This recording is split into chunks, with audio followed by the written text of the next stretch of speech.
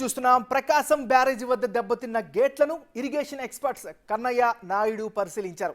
Barrage గేట్లపై నిర్మించిన bridge పైకి ఎక్కి మొత్తం పరిశీలించారు. అక్కడి నుంచే గేట్ల పటిష్టతను చూశారు. బ్యారేజీ పటిష్టంగానే ఉంది అన్న కన్నయ్య నాయుడు 2 గేట్లు మాత్రం స్వల్పంగా దెబ్బతిన్నాయని తెలిపారు. గేట్లకు అడ్డంగా ఉన్న పడవలను తొలగించిన తర్వాతే మరమ్మతులు ప్రారంభించాలని చెప్పారు.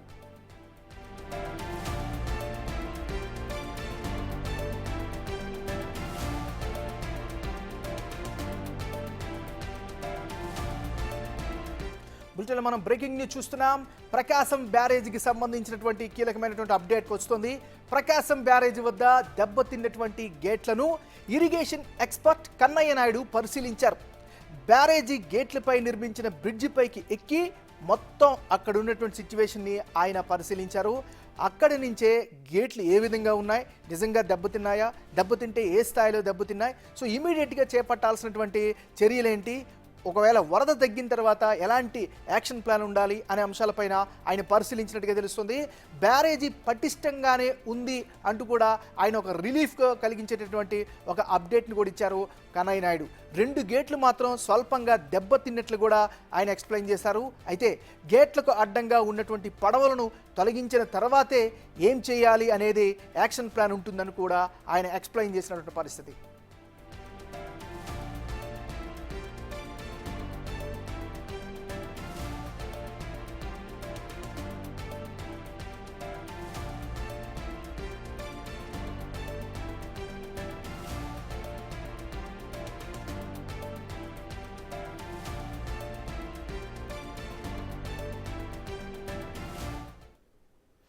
ప్రకాశం బ్యారేజ్ వద్ద దెబ్బతిన్న గేట్లను ఇరిగేషన్ ఎక్స్పర్ట్ కన్నయ్య నాయుడు పరిశీలించారు.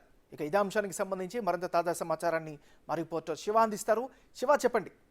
నాగరాజు, మొత్తం మీద చూసుకుంటే కనుక ఏదైతే ప్రకాశం బ్యారేజ్ వద్ద 3 బోట్లు ఢీకొని జరిగిన ప్రమాదానికి సంబంధించి కూడా కన్నయ్య నాయుడు కొద్దిసేపు క్రితమే పరిశీలించడం జరిగింది. నిన్న సాయంకాలం పరిశీలించిన ఆయన మళ్ళీ ఈ రోజు మరొకసారి పరిశీలించడం జరిగింది. ఈ పరిశీలనలో అనేక రకాల ఆసక్తికరమైన అంశాలను కూడా ఆయన వెలువ తీసుకొచ్చారు.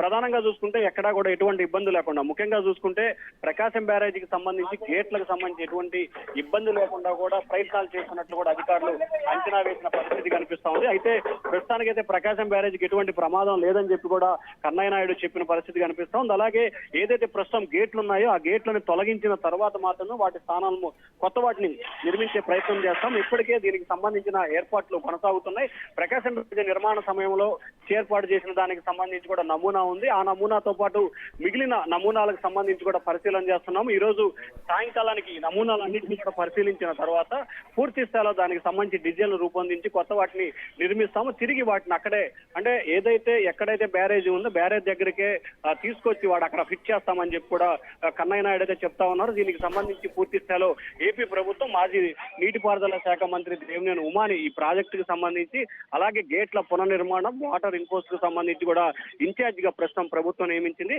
దేవినేని ఉమా నేతృత్వంలో ప్రస్తుతం అయితే ఈ ప్రక్రియ కొనసాగుతా ఉంది. నాగరాజు,